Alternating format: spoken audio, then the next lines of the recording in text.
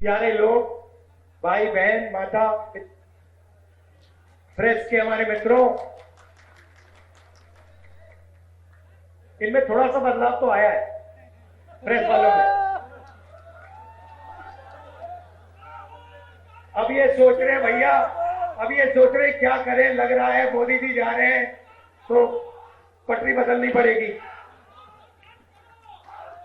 अच्छा, चल जाइए भैया, शांत हो जाए, शांत हो जाए।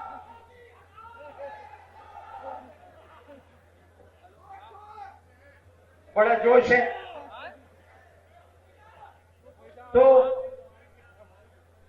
सबसे पहले यहां आप गर्मी में आए, मेरी बात सुनने आए, इसके लिए दिल से आप सबको धन्यवाद करता हूं। और मुझे काफी चेहरे पहचान में आ रहे हैं, तो आप सबका बहुत बहुत नमस्कार। पता नहीं आपने आज मोदी जी का वीडियो देखा, नहीं देखा? देखा व्हाट्सएप यूनिवर्सिटी वालों ने देखा? वो इटली की राष्ट्रपति मेलोनी है, उनको नरेंद्र मोदी जी टॉफी खिला रहे हैं। रील बनाई है, हिंदुस्तान के प्रधानमंत्री इटली के प्रधानमंत्री को, मेलोनी को मेलोडी टॉफी दिए हैं। हेलो,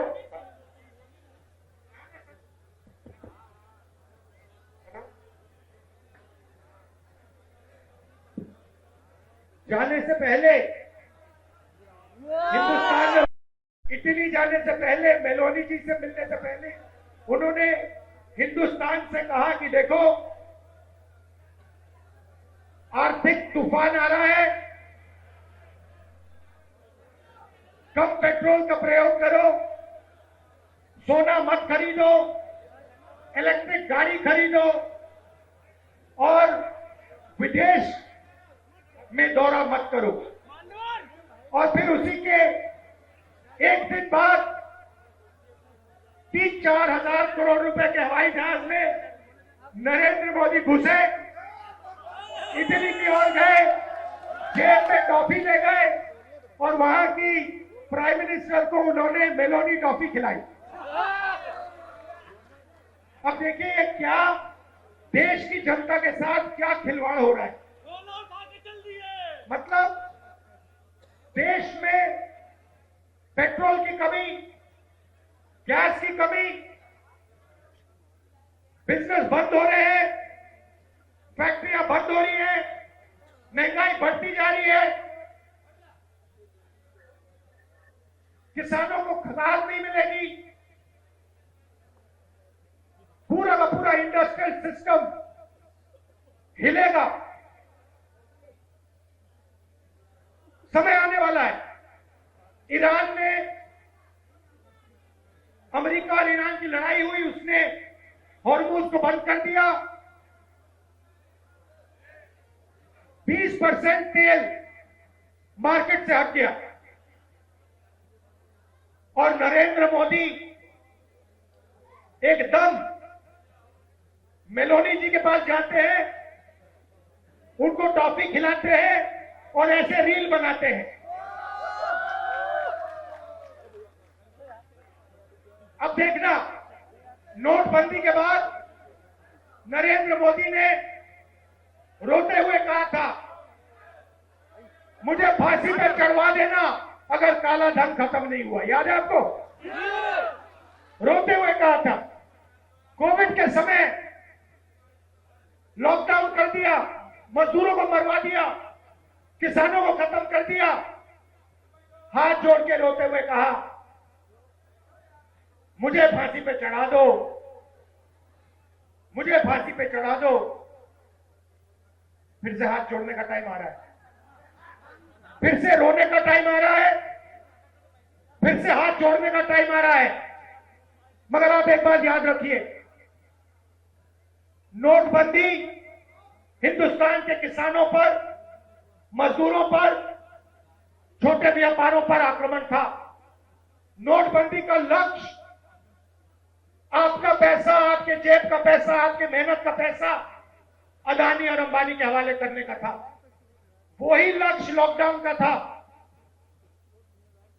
जब हमारे मजदूर हजारों किलोमीटर भूखे प्यासे वापस चल रहे थे, उसी समय नरेंद्र मोदी लाखों करोड़ रुपए का कर्जा माफ, अदानी अंबानी का कर्जा।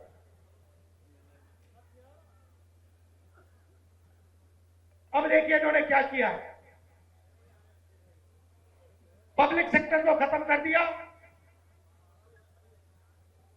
सारी की सारी छोटी कंपनियों को नोटबंदी, गलत जीएसटी से मार दिया, किसानों को कमजोर कर दिया, बेरोजगारी पूरे देश में फैला दी। और अब आर्थिक तूफान आ रहा है, और ऐसा तूफान आ रहा है जो हिंदुस्तान ने पहले नहीं देखा है। क्यों? क्योंकि हमारा तेल हॉर्मुज से आता है, हमारा तेल हॉर्मुज से आता है, और हॉर्मुज को बंद कर दिया गया है।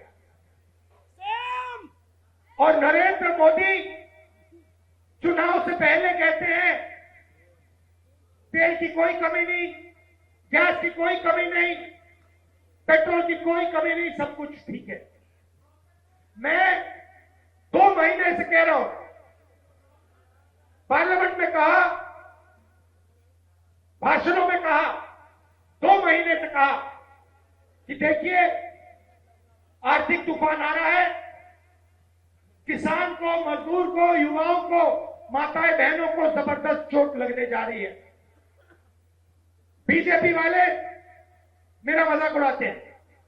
नरेंद्र मोदी ने जो करना था पिछले 3 महीने में, जो आपकी प्रोटेक्शन करनी थी, जो दीवार, आर्थिक दीवार खड़ी करनी थी आपके लिए, वो उन्होंने नहीं की।